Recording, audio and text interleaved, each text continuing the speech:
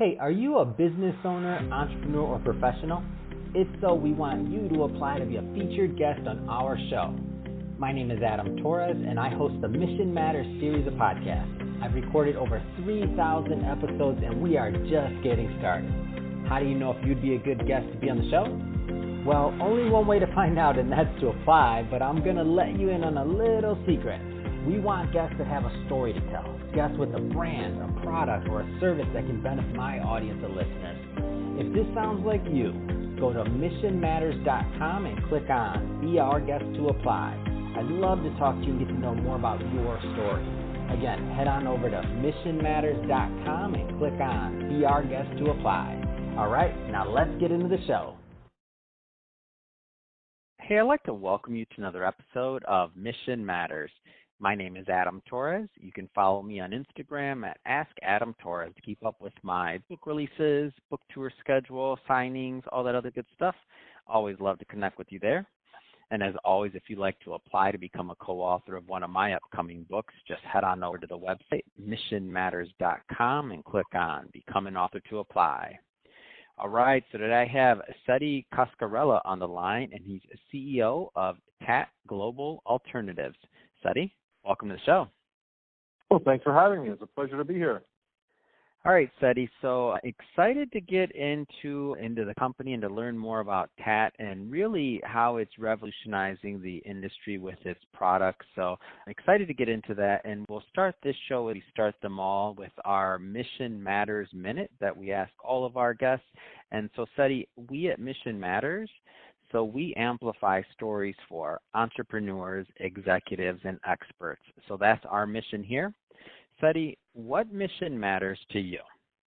Well, the mission that really matters to me is to help rid the world of nicotine. And we've created a product designed for smokers that can still satisfy them in the same way a cigarette can, but that isn't addictive. And as we get through this discussion, I think we'll be able to highlight a number of the key value propositions we offer to this consumer base. And a lot of people might not realize how large it is, but there's almost 1.5 billion smokers in the world today. And the one thing they all have in common is that they're otherwise addicted to nicotine. And we want to be able to help break that addiction and give them the freedom to choose back. And that really is the mission of TAAT at its core.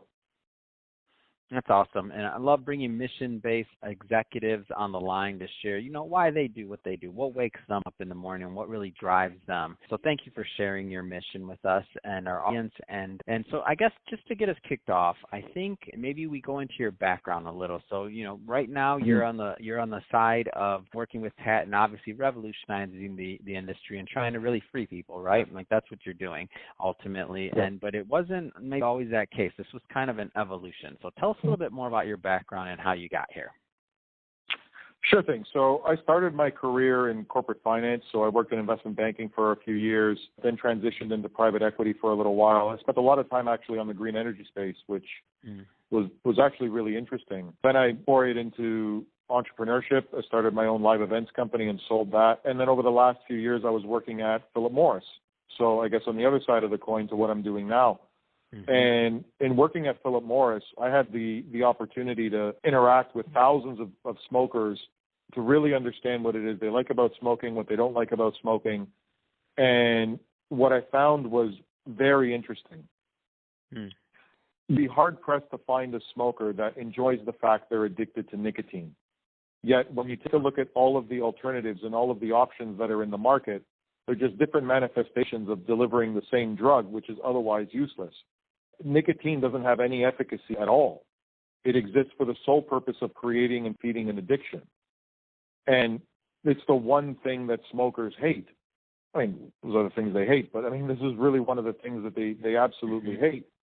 And yet there isn't a company that's going out and actively trying to solve the problem. And I saw that as a big opportunity because the market is immense. As I mentioned previously, you almost got 1.5 billion smokers worldwide. The industry alone is worth about $1 trillion a year. And you've got a captive audience, a big problem. Nobody's really looking to solve it. So I said, well, I guess I'll try. And that's really when I made the jump to TAAT and why I made the jump I thought that the opportunity was really interesting, and I thought that if it was positioned right, it would perform extraordinarily well in the market, because I know that there's a significant appetite for a product like this, and one like this doesn't exist until now.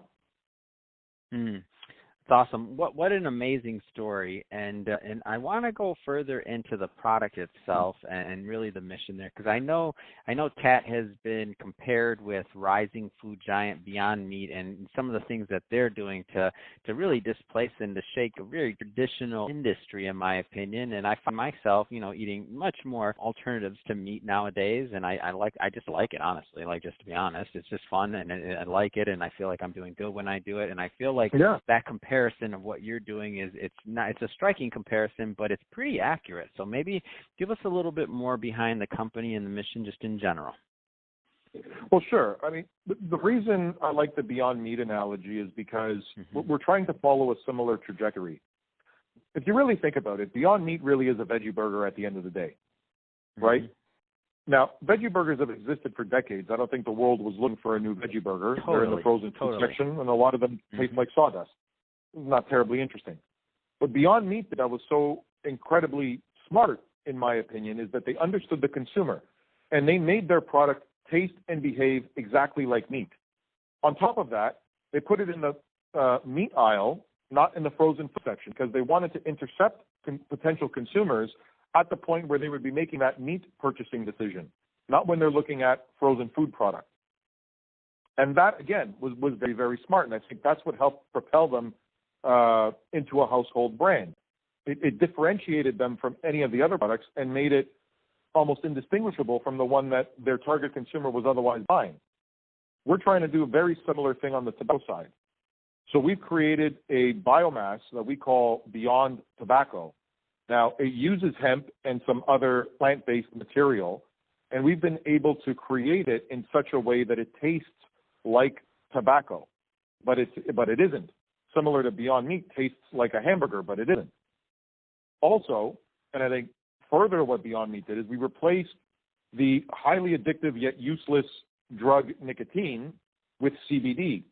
Now, CBD, when applied to a smoker, has the ability to satisfy a smoker in a similar way that nicotine does. It'll calm you down.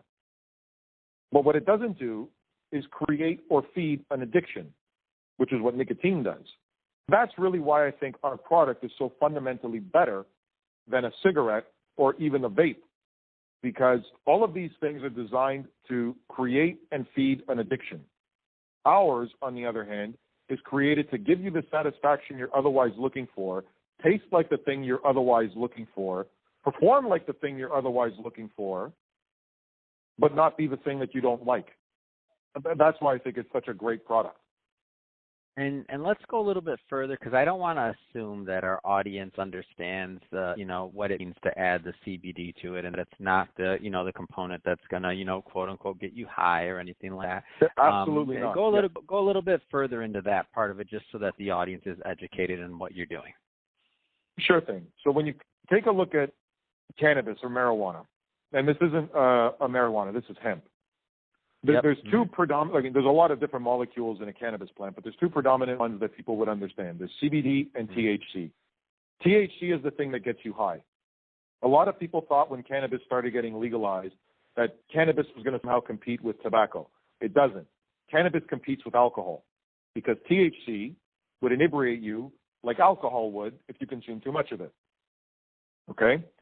CBD, on the other hand, is the part of the plant that helps you relax. It doesn't get you high. It doesn't inebriate you. It doesn't create any psychoactive effect at all. That's the piece that has the calming effect.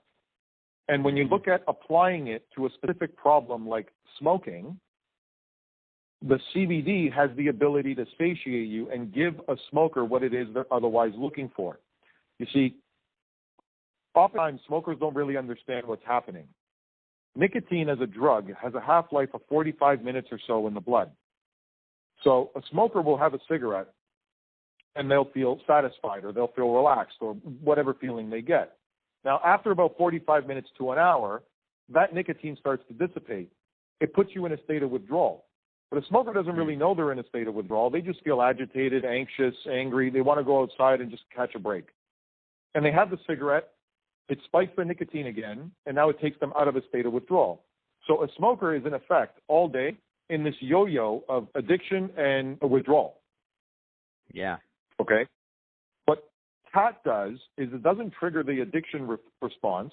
It'll still give you the calming effect you're otherwise looking for from a cigarette without having to work like a nicotine. So you'll still get the same feeling. In fact, you might feel even more relaxed with a TAAT, but you won't be subject to the physiological dependency of a drug. And that's what I think is really so powerful. But you still get the same taste profile you're otherwise looking for, because I know from a smoker's perspective, taste is very important. And that's why we engineered this product to taste like you're smoking a cigarette and not taste like you're smoking a hemp-based product. It's awesome. So up to this point, we've covered obviously the need for a change and for something that's not addictive. We've also talked about the way the company has been positioned, and really I think that Beyond Meat analogy is really, really important, and beyond tobacco. I totally get it on that, and it makes total sense. Let's maybe shift gears a bit and let's talk a little bit more about the company itself. So I understand you're listed on the NASDAQ, or wait a minute, are you listed currently on the NASDAQ? I believe so. Yes. No, we're listed on the OTC. So our primary listing is in Canada on the CSE. We're listed in Frankfurt, and we're listed on the OTCQX. So in the U.S., the ticker is TOBAF. In Canada, the ticker is TAAT. And in Frankfurt, the ticker is 2TP. Now, we have made an application to uplist to the NASDAQ, and we're in that process now. Awesome. I just want to make sure I have my facts straight there. So thank you for clarifying. Tell me a little bit more about, how the stock has performed and maybe the investor base that you're seeking. Like, give me a little bit more on that side of things, please. Sure thing. So I came on board in August of last year. At that time, the company had a market capitalization of about $60 million Canadian. The stock was trading at about 70 cents, I believe. Today, we closed at $3.74 Canadian, a market cap of $366 million. So we've shown some tremendous growth over the year, and that's really a function of our commercialization efforts. So we launched the product in market in December of 2020. So we haven't even been in market for a year yet. And we launched in one state in 100 or so stores. Right now, we're in over 20 states in well over 1,000 stores. We also landed international distribution deals into the UK and Ireland and Australia. We've already started fulfilling on some of those orders. And we're working with a number of distributors throughout Europe to start bringing this product to as many consumers as possible as quickly as we humanly can. Because I do think, one, that there's a demand for this product, and I think when smokers try it, they're absolutely going to like it. So we want to be able to get in front of them as quickly as we can. That's awesome. And so tell me a little bit more about the management team. Sure. So the company was founded by a gentleman down in Las Vegas. That's where our operations are. His name's Joe Deegan. He's had a number of years of experience on the hemp side and on the vape side, so he understands the flavoring. I really understood how to put together a product like this. My background, as I mentioned, I was with Philip Morris, so I was a lead strategist there. So I worked a lot on the alternative products category. So I spent the majority of my career there understanding what smokers like and don't like about smoking, why they would switch to alternatives, and what really the impetus is to get them to move and stick with new products. And then my chief revenue officer, I worked with him at Philip Morris. He has 25 years experience at Philip Morris. He's launched a number of different cigarette brands, both in Canada and internationally. And again, he really understands the distribution side, how to get the product listed, how to get it, the sales moving. And I think collectively we really put together a very strong team that understands the market, can make a product, and get it out to the masses very quickly. All right. So I understand that TAAT is also, did you just win an award, I believe? Tell me a little bit more about that. Well, we just started participating in trade shows now, especially that they're starting to open up, and I think that's going to be a very important channel for us going forward. I mean, every show that we've participated in, we've been able to add new distributors and new consumers. So I'm very encouraged by the success. But at our first one, we actually won Best New Product, which again, is I think a real testament to what it is that we're doing within this particular category. So, I was very excited to win that award, and I think that as we start to grow, we'll be able to really show that really this is a product that has a place in the category and that can be a real disrupt in the category. Man, that's a big deal. This is an exciting story, and I love to bring individuals on the line that are just doing something new and different and you don't hear about every day. And this is, I think, TAAT and your trajectory and what you're aiming to accomplish with this company to both, help people, of course, but also to shake up the industry that's been maybe a little bit stagnant and to get the attention and the eyeballs on some of the issues that have been in that industry for a long time and that don't necessarily have to be status quo, that can be changed, right? Like there's things that can be done, and you're proving that. Like you're proving that day in and day out with you, your management team, all the effort of your employees and everybody else. Like takes a lot of people to pull something off like this, right? Yeah, it sure does. I mean, this is definitely not sort of a war that one person can win on their own. So it really becomes an exercise in putting the right people in the right place and setting the strategy and then executing against it. And I think we've been able to show that we can do that. That's great. Well, Setti, again, great having you on the show and learning more about TAAT and your plans going forward. So that being said, if somebody's listening to this and they want to learn more about TAAT or they want to get in touch, what's the best way for them to do that? Well, if they want to learn more about the company, they can follow us on social at TAAT Global, or they can go to taatglobal.com. If they want to learn more about the product, they can follow us at TryTAAT or trytaat.com. We've also got our e-com open there. And for anybody who is a smoker, if they want to try our product in the U.S., we'll give you your first pack for free.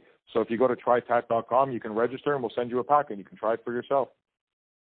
Awesome. Well, Setti, again, really appreciate you coming on the show today and sharing more about your background and really all the things you're doing over at TAAT. And to the audience, as always, thank you for tuning in. Hope you got a lot of value out of this. Hope you learned a lot. And if you did, don't forget, hit the subscribe button. We definitely want you to be a return listener and a return visitor. And Setti, thanks again for coming on the show. It has been a pleasure. My pleasure. Thanks for having me.